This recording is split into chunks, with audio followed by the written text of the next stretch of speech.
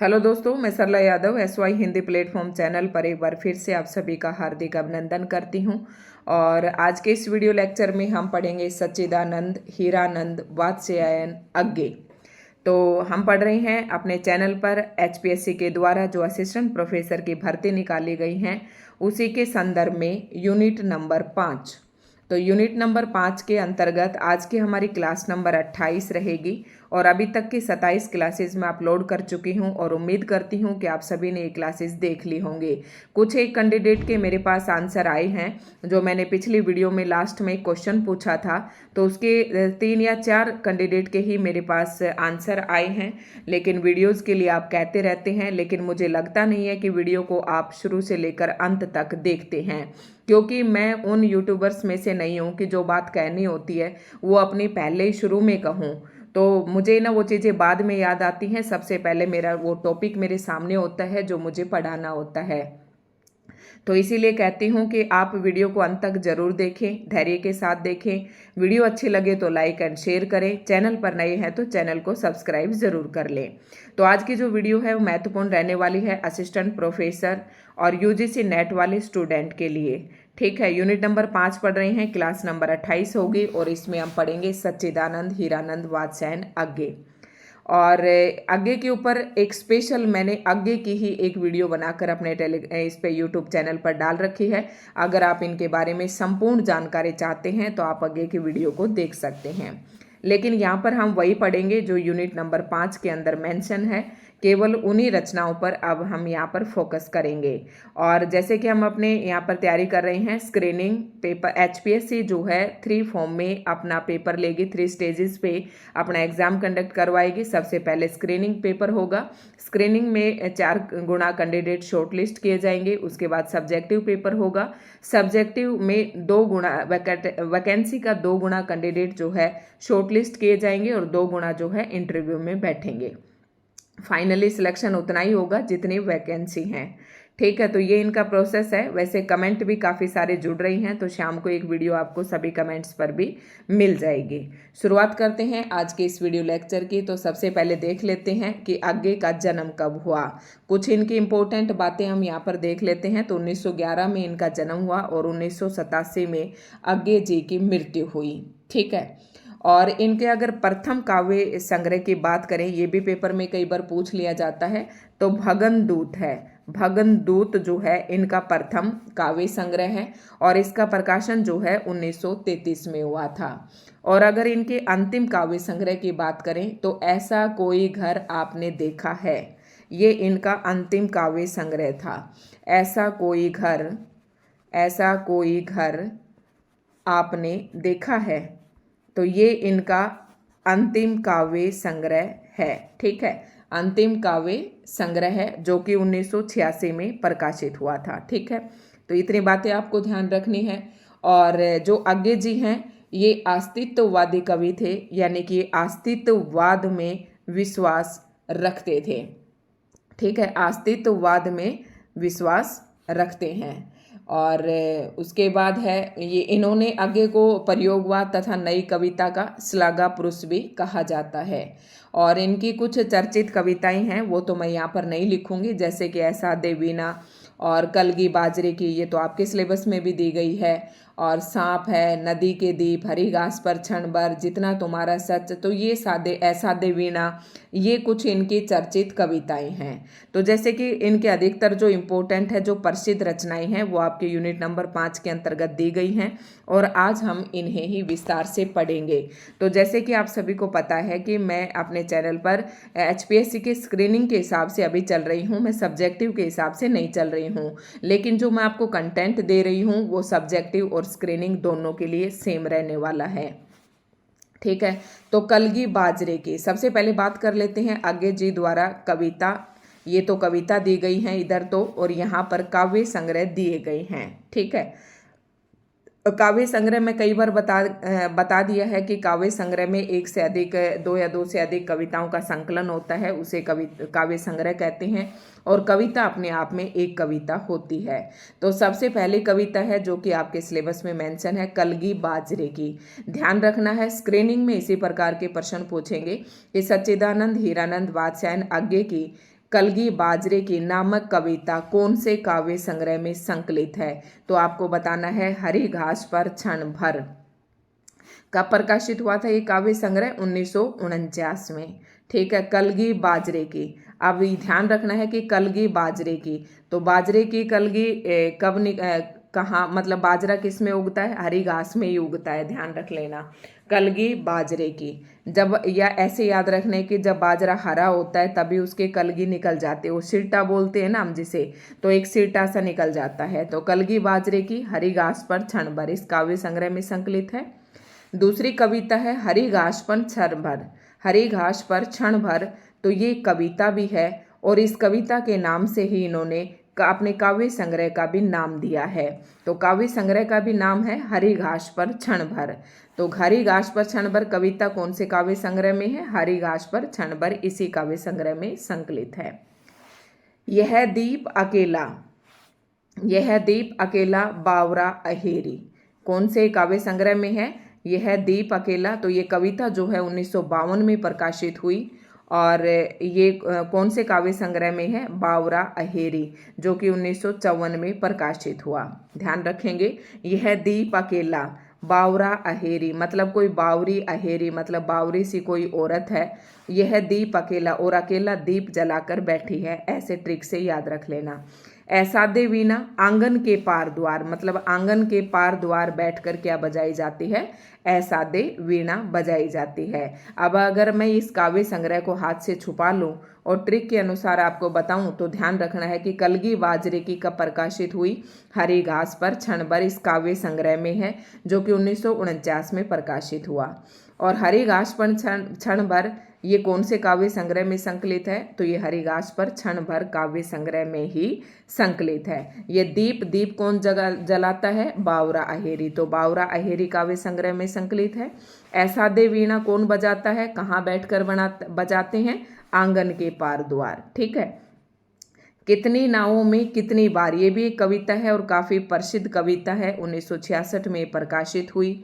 और इसका अगर आप प्रकाशन वर्ष याद रखें ऐसाध्य वीणा का, तो वीणा एक ही हाथ में लेकर, मतलब हाथ में एक ही वीणा लेकर बजाते हैं, तो 1961 में। और आंगन के पार द्वार बजाते हैं, ये 1961 में ही प्रकाशित हुआ था, तो सेम सेम है।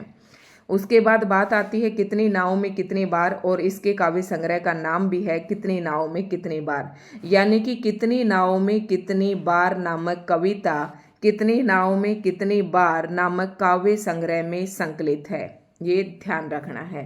ठीक है, तो ये इनसे संबंधित कुछ महत्वपूर्ण पॉइंट्स थे और मैंने एक ही जगह पर आप सभी को बताया है, तो इसीलिए ये उम्मीद करती हूँ कि आप सभी वीडियो को जमकर लाइक करें, क्योंकि लाइक व्यूज़ बहुत ज़्यादा होते हैं बट इतने लाइक नहीं होते हैं और कमेंट भी नहीं होते हैं। ठीक है, आपको देखो इतना कंटेंट दे रहे हैं। आज मेरा फास्ट भी था, मैं वीडियो बनाने के मूड में नहीं थी, लेकिन आप में से कुछ एक कैंडिडेट ऐसे हैं जो मेरी वीडियो का इंतज़ार करते हैं और कमेंट भी कर रहे थे कि मैम क्लास नंबर 28 का टाइम, तो मैंने अभी चाय भी नहीं पी और मैंने सोचा कि चलो पहले क्लास नंबर 28 जो है मैं अपलोड कर देती हूँ।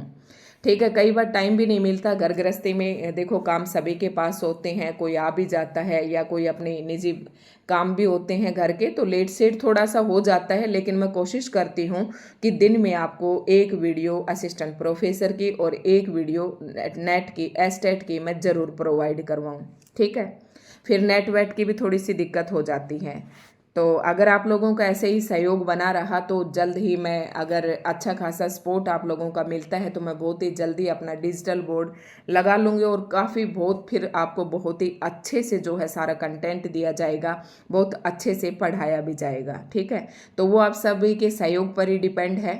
ठीक है, जितना ज़्यादा आप लोग सपोर्ट करेंगे, वीडियोस को लाइक एंड शेयर करेंगे, कमेंट करेंगे, सब्सक्राइब होंगे, तो वो सब उसी के ऊपर डिपेंड है। जैसे जैसे चैनल की ग्रोथ होती जाएगी मैं अपने आप को भी इम्प्रूव करूँगी, मैं डिजिटल बोर्ड भी लगा दूँगी। तो ये थोड़ा सा अभी स्टार्टिंग है हमारी, तो मैं ये चाहती हूँ कि एक अच्छा खासा सा थोड़ा प्लेटफॉर्म बन जाए और काफ़ी जो स्ट्रेंथ है हमारे साथ जुड़ जाए, उसके बाद ये सब पॉसिबल होगा। ठीक है, आगे प्रयोग धर्मी कवि रहे हैं, देखो, ऐसी बात नहीं है कि मैं अब डिजिटल बोर्ड अपने खुद से नहीं लगा सकती। हाँ, मैं डिजिटल बोर्ड अभी भी लगा सकती हूँ, लेकिन जब तक स्ट्रेंथ हमारे साथ नहीं जुड़ती तब तक मैं डिजिटल बोर्ड नहीं लगाऊंगी। मैं उन यूट्यूबर्स में से भी नहीं हूँ कि जो ये कहूँ कि अगर आप लोग सपोर्ट करेंगे या चैनल आगे बढ़ेगा तो ही। देखो, परमात्मा की दया से मेरे पास सब कुछ है, भगवान का दिया, किसी चीज़ की कोई कमी भी नहीं है। तो डिजिटल बोर्ड मैं लगा दूंगी जब अच्छी सी स्ट्रेंथ हमारे साथ जुड़ जाएगी तब। ठीक है, शुरू करते हैं। आगे कलगी बाजरे की, सबसे कलगी बाजरी मैंने बताया था। और बाजरे के साथ क्या उगती है? हरी घास। तो आपको ध्यान रहेगा, हरी घास पर क्षण भर, इस काव्य संग्रह में ये संकलित है, ऐसे याद रखना है। तो आगे कैसे कवि हैं? प्रयोग धर्मी कवि रहे हैं, क्योंकि प्रयोग धर्मी से आप समझेंगे कि प्रयोगवाद के कवि हैं ये। जैसे कि हिंदी में आप देखेंगे सबसे पहला युग जो है भारतेंदु युग आता है, और उसके बाद द्विवेदी, फिर छायावादी, प्रगतिवाद और फिर प्रयोगवाद। तो भारतेंदु जी जो है प्रयोगवाद है, और इन्होंने वाद में क्या किया कि सप्तक में इन्होंने रचनाएं अपनी प्रकाशित की हैं, जैसे कि सप्तक, तार सप्तक, फिर दूसरा सप्तक, फिर तीसरा सप्तक, फिर चौथा सप्तक। ठीक है, इस प्रकार से कविताएं संकलित हैं। तो इन्हें प्रयोग धर्मी इसलिए कहते हैं, और इस युग को नाम प्रयोग भी इसलिए दिया गया क्योंकि अभी तक जो है घिसी पिटी परंपरा से काव्य रचनाएं होती जा रही थी। जैसे कि भक्ति काल में देखें आप, रीति काल में देखें, सभी श्रृंगार का बोलबाला था, नख सिख वर्णन था, ब्रज भाषा का प्रयोग किया जा रहा था। तो यहाँ पर क्या किया कि इस युग में आकर, प्रयोगवादी युग में आकर काव्य के लिए अनेक अनेक अलग अलग प्रयोग किए गए। जैसे कि जब मैंने HPSC का इंटरव्यू दिया था तो मुझसे ये प्रश्न भी पूछा गया था कि प्रयोग से क्या मतलब है। फिर मैंने बताया था कि काव्य में जैसे कि प्रयोग तो कहाँ पर किए जाते हैं, मैंने काफ़ी अच्छा वहाँ पर जवाब भी दिया था, और काफ़ी खुश भी वो लोग हुए थे। उन्होंने मुझसे पूछा था कि काव्य में प्रयोगवाद क्या है, तो जबकि प्रयोग तो लेबोरेटरी में होते हैं। तो मैंने कहा कि जी, लैब में तो प्रयोग तो लेबोरेटरी में होते हैं, लेकिन हिंदी साहित्य की अगर काव्य की बात करें तो यहाँ पर प्रयोग का अर्थ है नए नए प्रतीक, नए नए उपमान, इन सब का प्रयोग करना ही क्या कहलाता है? प्रयोग धर्मी कहलाता है। ठीक है, तो आगे जो है एक प्रयोग धर्मी कवि रहे हैं, और प्रयोग आप समझ गए होंगे कि काव्य की रचना करते वक्त उसकी शैली में नए नए प्रयोगों का प्रयोग करना। जैसे प्रतीक, आप जैसे कि प्रतीक का मतलब आप समझेंगे ना, जैसे कि महादेवी वर्मा ने जो रचनाएं लिखी थी उसमें बादल और दीपक को प्रतीक बनाया है। ऐसे हर कवि का एक अलग अलग प्रतीक होता है। तो जैसे प्रयोगवाद में नए नए प्रतीकों का प्रयोग किया गया। परंपरा में प्रयुक्त उपमान उनकी समझ से पुराने पढ़कर खिंच चुके थे। उपमेय होता है, एक दो शब्द आपके पास बार बार आएंगे, और एक उपमान होता है। तो उपमेय क्या होता है? जिसकी हम तुलना करते हैं। जैसे कोई स्त्री है, कोई नायिका है, उसकी मुख की तुलना करें, और उपमान होगा जैसे चांद से तुलना करें, चांद के समदर्श बताएं, सदर्श बताएं। तो उपमेय होगा जिसकी हम तुलना कर रहे हैं, और उपमान होता है जिससे तुलना कर रहे हैं। तो ये आप समझ गए होंगे। तो ये आगे जी कहते हैं कि प्रयोग धर्मी कवि थे, और उस समय जो उपमान किए जा रहे थे, जैसे कि मुख को चंद्रमा के समान बता दिया, आंखों को मृग नयन के बराबर, लोचन नयन कह दिया, तो ये सारे उपमान थे ना, वो पुराने पढ़कर खिंच चुके हैं। इसलिए अपनी प्रेरणा अभिव्यक्ति के लिए वे नए और ताजे उपमानों की खोज करते हैं। मतलब इन्होंने नए नए उपमानों की खोज की, इसलिए इनको क्या कहते हैं? प्रयोग धर्मी कवि कहा जाता है। उम्मीद करती हूँ कि आपको बहुत ही अच्छे से समझ में आ रहा होगा। मैले हो चुके उपमान, ये इन्होंने कुछ, इनकी पंक्ति भी है, ये आज्ञे जी की पंक्ति है, मैले हो चुके उपमान, इस तरीके से इन्होंने कहा है।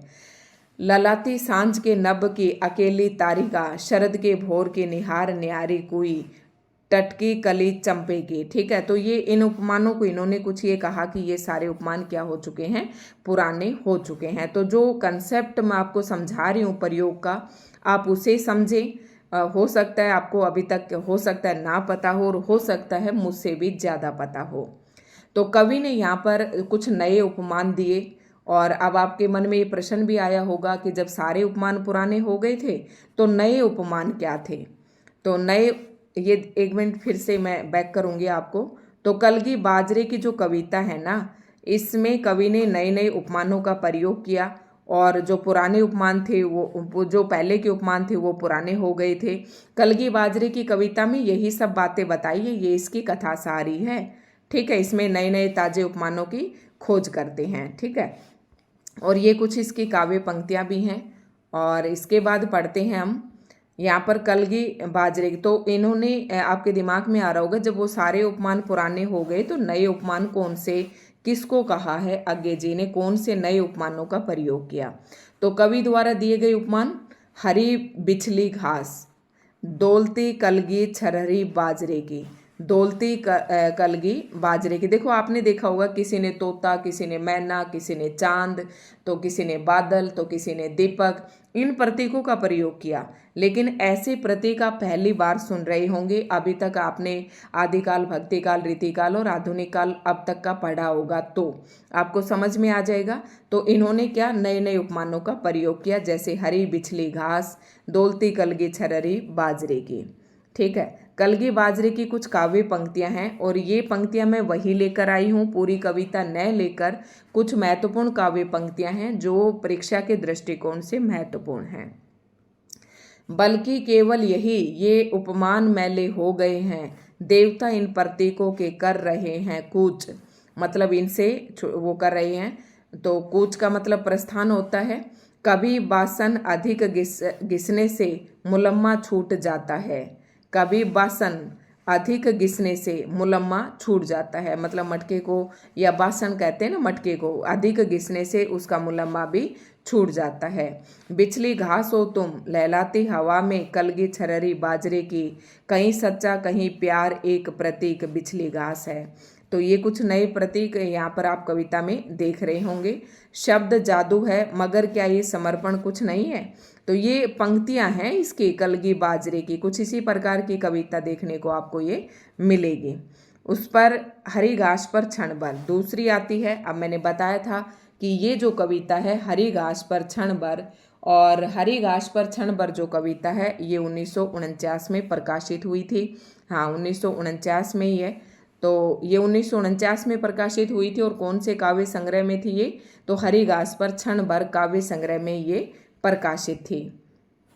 इस कविता की कथा वस्तु क्या है, इसके अंदर क्या बताया गया है, ये हम देख लेते हैं। ये कविता नागर सभ्यता की सारी कृत्रिमता को त्याग कर क्षण भर के लिए सही प्रकृतिस्थ हो जाने का आह्वान करते हैं। एक चीज होती है, एक शब्द होता है प्रकृति और दूसरा होता है कृत्रिम। तो कृत्रिम होते हैं मनुष्य के द्वारा बनाए गए, और प्रकृति होते हैं जो हमारी प्रकृति से हमें मिलते हैं। तो इसमें क्या कहा है कि ये कविता नागर सभ्यता यानी कि जो नागरी सभ्यता है उसकी सारी कृत्रिमता को त्याग कर, कि जो बनावटी चीजें हैं उन्हें त्याग कर एक क्षण भर के लिए हम प्रकृतिस्थ हो जाने का आह्वान करती है।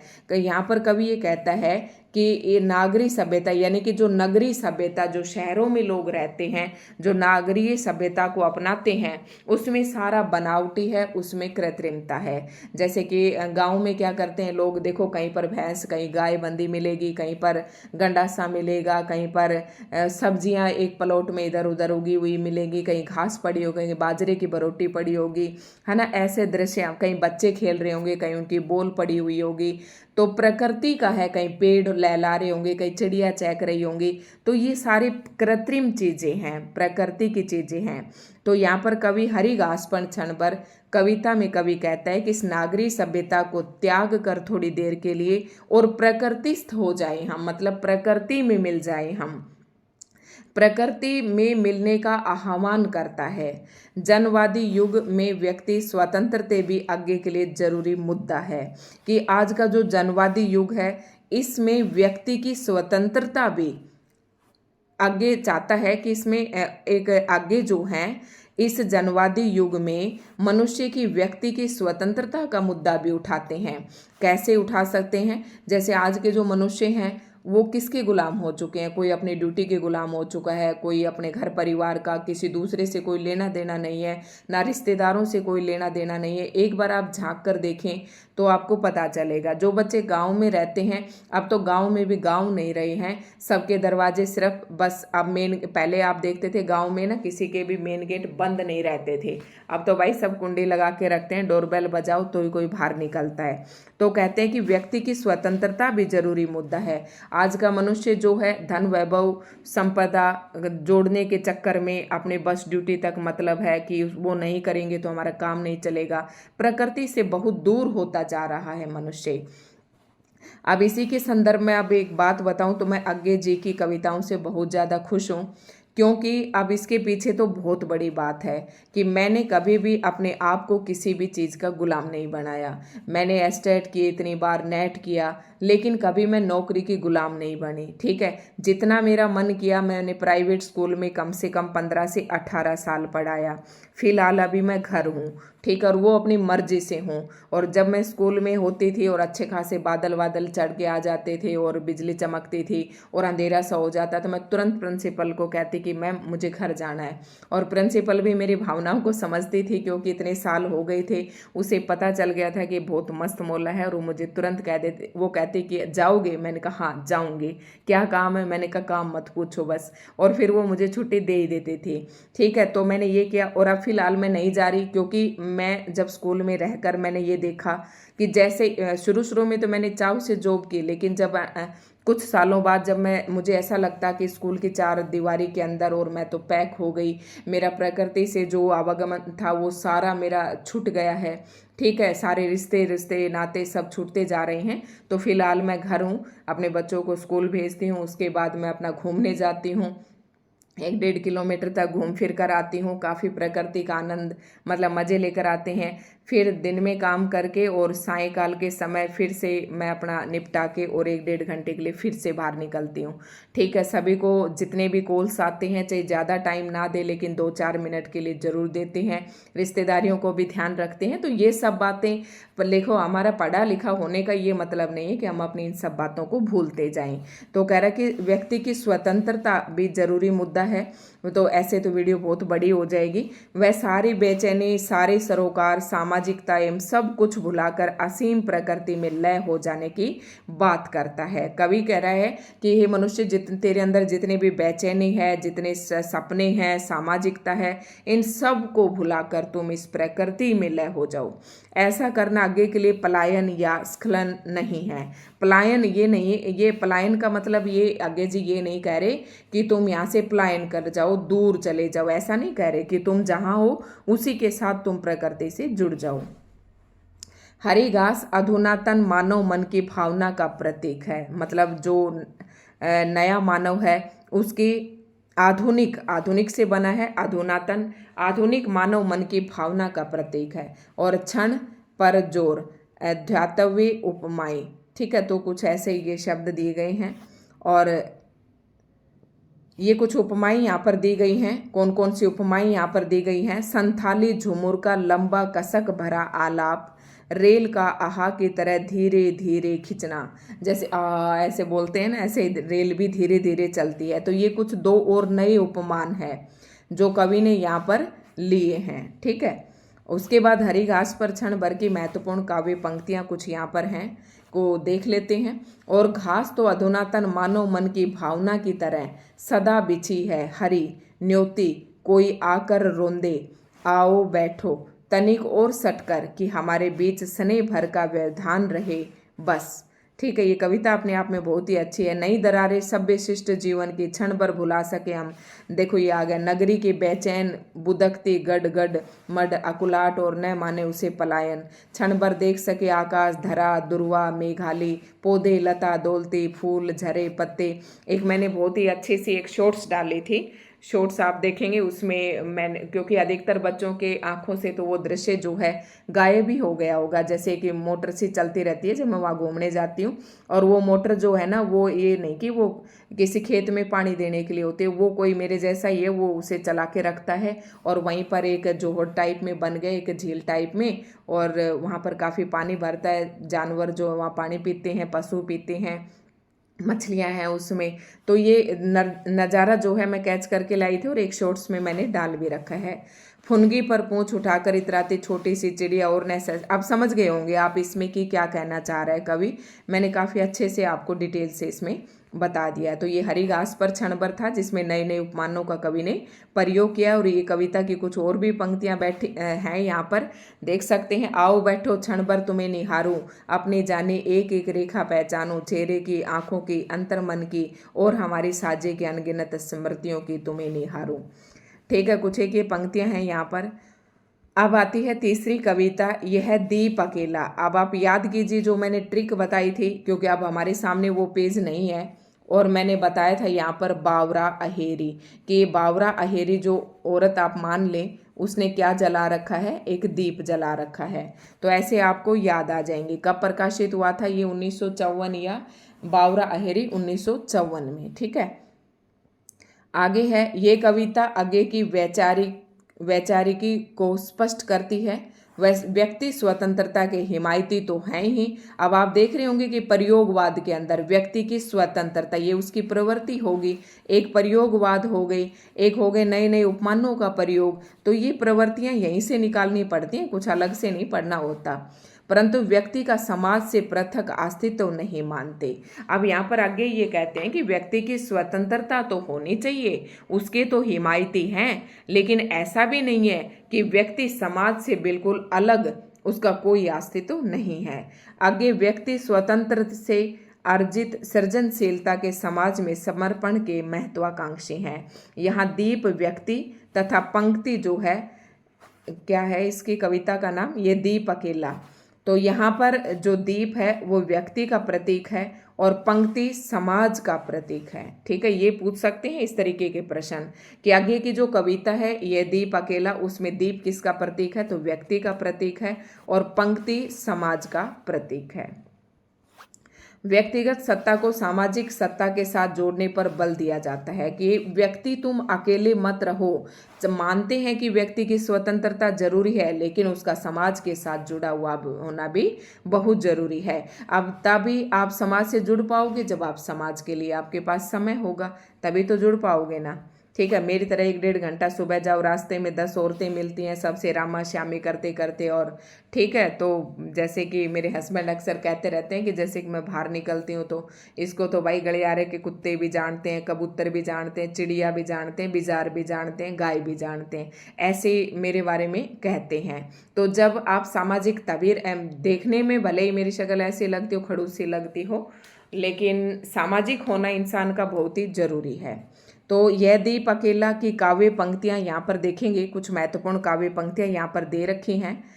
और यह दीप अकेला स्नेह भरा है, गर्व भरा मदमाद। ये पंक्ति जरूर पूछी जाती कि पंक्ति किसकी है।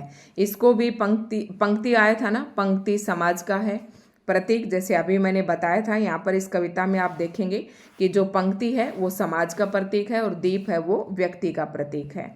तो ये दीप अकेला सने भरा, तो दीप व्यक्ति का प्रतीक है और पंक्ति समाज का।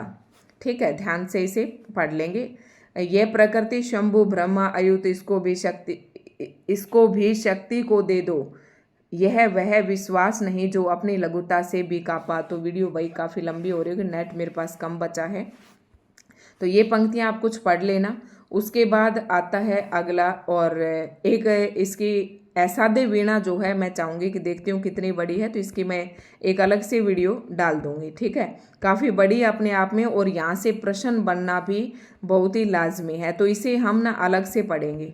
ठीक है, वैसे तो बहुत ज़्यादा तो नहीं था, लेकिन अभी भी मेरी वीडियो काफ़ी और भी तो हैं, ऐसा कितने नाम में। हाँ, बाकी जो बची हुई कविताएं हैं वो हम एक अलग से वीडियो में पढ़ेंगे। तो आज के वीडियो में इतना ही था और इसका मैं पार्ट 1 कर देती हूँ और एक मेरा फास्ट भी था। ठीक है, तो पार्ट 1 और पार्ट 2 आ जाएगा अगली, और ये क्लास नंबर 28 है, तो क्लास नंबर 28 का ही मैं पार्ट नंबर 2 डाल दूंगी उस पर। ठीक है, तो दोस्तों आज की वीडियो आपको कैसी लगी? अगर अच्छी लगी हो तो लाइक एंड शेयर करें। अब मैं इसी तरीके से मैं कहती हूँ कि मैं अपनी स्वतंत्रता में रहना चाहती हूँ, मैं गुलामी में नहीं रहना चाहती। बस मेरा इतना पढ़ाने का मन कर रहा है तो मैं यहीं पर स्टॉप कर देती हूँ। ठीक है, तो धन्यवाद। आज का प्रश्न देते हैं आप सभी को, और प्रश्न होगा कि आगे जो हैं वो कौन से वाद के कवि हैं।